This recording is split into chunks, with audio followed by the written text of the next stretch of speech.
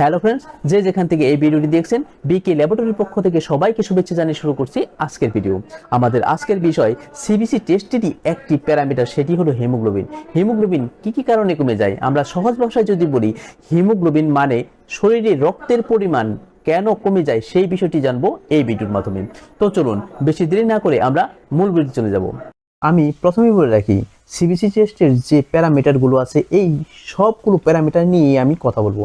সেই জন্য আপনারা আমার এই চ্যানেলকে সাবস্ক্রাইব করে সাথেই রাখুন, যেন আপনারা প্রত্যেকটা প্যারামিটার সম্পর্কে ভালোভাবে বুঝতে পারেন। কারণ এই সিবিসি টেস্টের গুরুত্ব সম্পর্কেও আপনারা জানেন। আমরা শরীরের যে কোনো সমস্যায় কি করি, ডাক্তারের কাছে যাই, আর ডাক্তার প্রথমেই যে পরীক্ষাটি দেন সেটি হলো সিবিসি। আর এই সিবিসি টেস্টকে অনেকেই মনে করেন সর্বরোগের টেস্ট, কারণ যখনই আমরা ডাক্তারের কাছে যাই তখনই দেখা যায় যে এই টেস্টটি দিয়ে থাকেন। অতএব এই টেস্টের গুরুত্ব বলার আর অপেক্ষা রাখে না। আর এই টেস্টের যে প্যারামিটারগুলো, এই প্যারামিটারগুলো সম্পর্কে আমি সম্পূর্ণ ধারণা দেব ধীরে ধীরে। তো আজ আমরা ধারণা দিতে চলেছি সিবিসি টেস্টেরই একটি প্যারামিটার হিমোগ্লোবিন। তো এই হিমোগ্লোবিনটি কেন কমে সেটি নিয়ে আমরা কথা বলবো। তো চলুন, যে কারণে এই হিমোগ্লোবিনটি কমে যায়, চলুন সেটি আমরা এখন দেখব।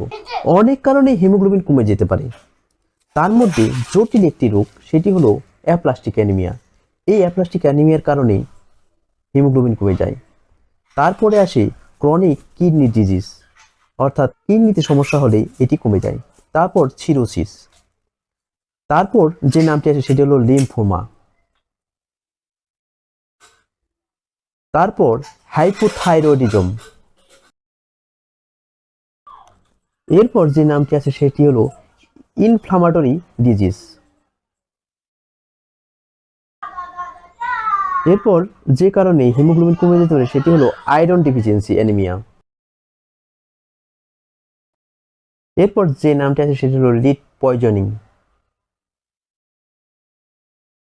এরপর লিউকোমিয়া,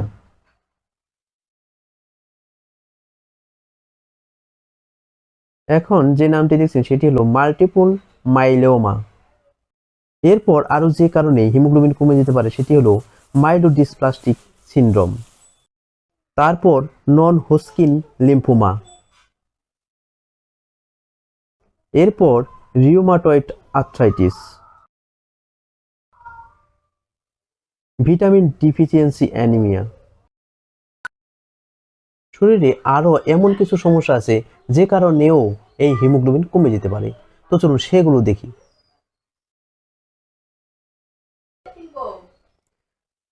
ইনলার্জ স্প্লিন, স্প্লেনোমেগালি,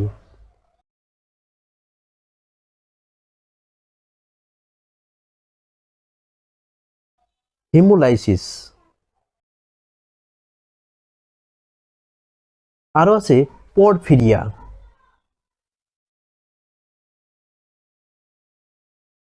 থ্যালাসেমিয়া,